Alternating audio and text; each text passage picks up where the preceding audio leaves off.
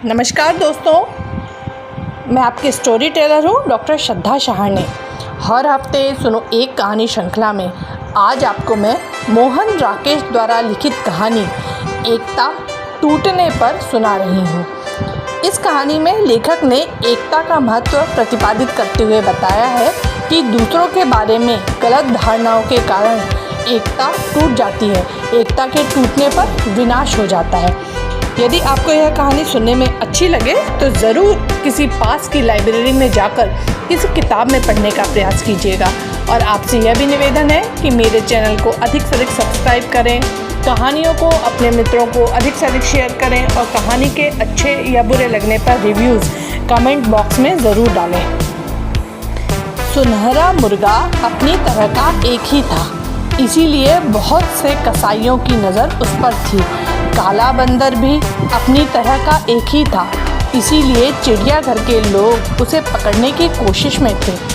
लाल अमरूद के पेड़ पर लाल लाल अमरूद लगते थे, उसके जैसा भी कोई दूसरा पेड़ वहाँ नहीं था। इसलिए फल वालों से लेकर स्कूल के बच्चों तक को उसके अमरूदों का लालच था। पर उन तीनों ने मिलकर एक ऐसी योजना बना रखी थी कि कोई उनका कुछ नहीं बिगाड़ पाता था। जब कोई कसाई मुर्गे को पकड़ने के लिए आता तो पेड़ उसे लुभाने के लिए 2-3 पके अमरूद नीचे टपका देता। उन अमरूदों की खुशबू ही ऐसी थी कि कसाई पहले अमरूद चखने में लग जाता। उस बीच बंदर 2-1 कच्चे अमरूद तोड़कर इस तरह उसके सिर का निशाना बनाता कि कसाई अपना होश खो बैठता। आखिर जब वह ऊपर की तरफ देखता तो बंदर मुर्गे को पीठ पर बिठाए मुंह बिचकाता नजर आता। कसाई हार कर वहाँ से चलने लगता तो उसे पता चलता कि उसका थैला भी गायब है। थैला सामान सहित पेड़ की सबसे ऊंची टहनी पर लटक रहा होता। साथ ही पेड़ साए साए करता उसकी हालत का मजा ले रहा होता। जब चिड़ियाघर के लोग बंदर को घेरने के लिए आते तब पेड़ उसे अपनी पत्तियों और शाखाओं में छिपा लेता। किसी की उस पर नज़र नहीं पड़ती। नीचे मुर्गा जोर जोर से पंख फड़फड़ाकर इतनी धूल उड़ा देता कि उनके लिए वहाँ खड़े होकर सांस लेना मुश्किल हो जाता। आखिर वे वहाँ से हटने लगते तो पेड़ अपने सबसे पिलपिले अमरूद नीचे टपकाकर उन्हें फिसला देता। वे किसी तरह गिरते पड़ते वहाँ से लौटते तो उन्हें पता चलता कि उनका बंदर पकड़ने का जाल मुर्गे की चोंच में है और मुर्गा पेड़ की सबसे ऊंची टहनी पर बैठा है। थोड़ी देर जाने पर उन्हें पीछे से मुर्गे की बात सुनाई दे जाती। कुकड़ू कू लगता जैसे मुर्गा उनका मजाक उड़ा रहा है। इसी तरह जब फल वाले या स्कूल के बच्चे पेड़ से अमरूद तोड़ने के लिए आते तब पहले उनका सामना बंदर से होता।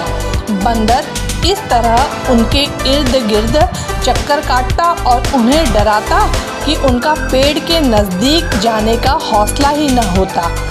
अगर उन लोगों के पास अपना कोई खाने पीने का सामान होता तो उसे भी वह चट कर जाता। मौका लगने पर किसी के बाल नोच देता, किसी के कान उमेड़ देता। इतने पर भी वे लोग पेड़ के नज़दीक पहुंच जाते तो वहां उन्हें मुर्गा बेजान सा तड़पता नजर आता। मुर्गे की चोंच एक अमरूद में होती, जैसे कि अमरूद खाकर ही उसकी यह हालत हुई हो। लोग बीमारी के डर से अमरूद तोड़ने का इरादा छोड़कर वहां से लौट पड़ते।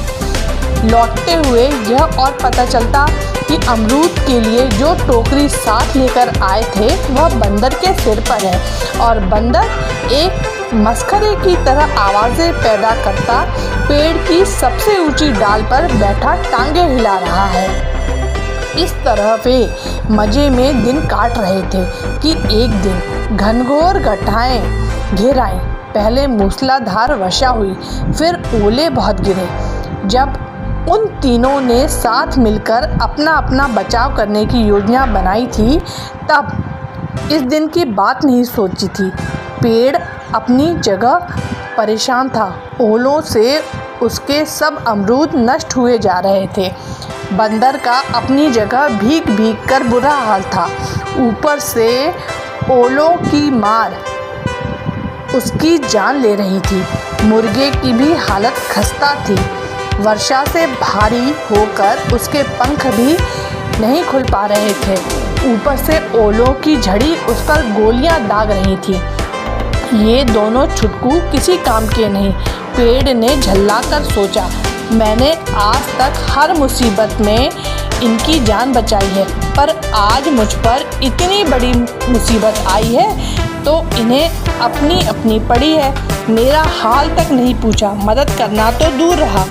मैंने भी क्या साथी चुन रखे हैं। बंदर ने ठंड से कांपते हुए अपने से कहा, एक पेड़ है जो ज़मीन में गड़ा होने की वजह से सुरक्षित है।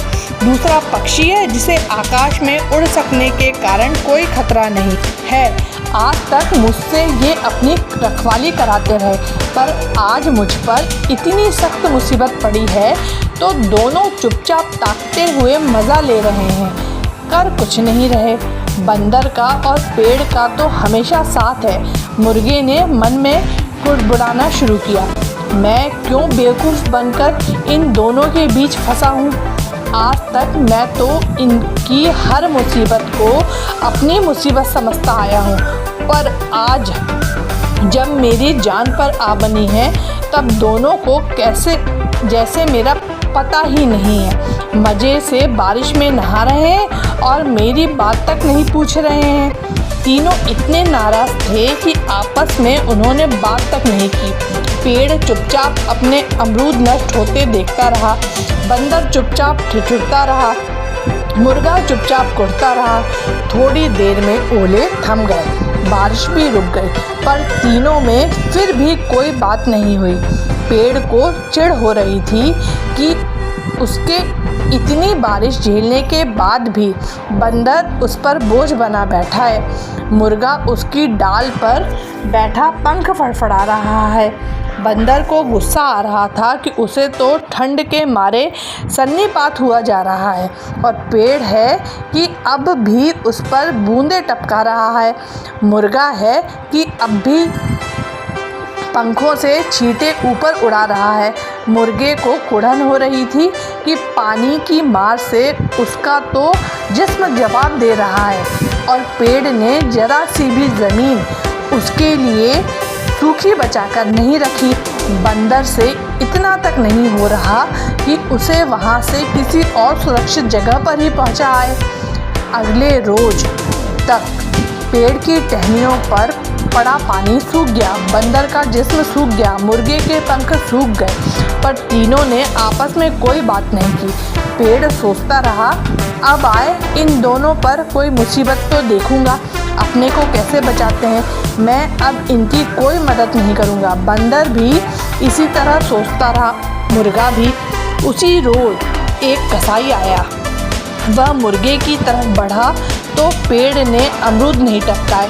न बंदर ने मुर्गे को अपनी पीठ पर बैठाया, न ही कसाई का थैला उड़ाया। मुर्गा कसाई के थैले में बंद हो गया तो बाकी दोनों ने सोचा, अब पता चलेगा। बड़ा मुर्गा बना फिरता था। कसाई मुर्गे को लेकर चला गया। अगले रोज़ चिड़ियाघर के लोग आए। उन्होंने बंदर को पकड़ने के लिए जाल बिछाया तो पेड़ ने वह टहनी ही टूट जाने दी। थोड़ी देर में बंदर जाल में था और चिड़ियाघर के लोग उसे घसीटते हुए लिए जा रहे थे। बंदर ने जब छूटने के लिए हाथ पैर मारे तो उन्होंने उसे खूब पीटा। पेड़ ने उसकी यह हालत देखी तो मुस्कुरा दिया। मन में उसने सोचा, अब रात दिन पिंजरे में रहना पड़ेगा तो इसे होश आएगा। बड़ा बंदर बना फिरता था। उससे अगले रोज़ बहुत से लोगों ने पेड़ को घेर लिया। पेड़ ने सहम कर देखा कि उनके पत्थरों और डंडों का कोई जवाब उसके पास नहीं है। तड़ तड़ तड़ थोड़ी ही देर में उसके सारे अमरूद झाड़ लिए गए। फिर किसी ने कहा, कि पुराना पेड़ है, इसे काट कर इसकी लकड़ी जलाने के काम में लानी चाहिए। एक आदमी के पास कुल्हाड़ी थी। बस उसी समय पेड़ की जड़ पर कुल्हाड़ी चलने लगी।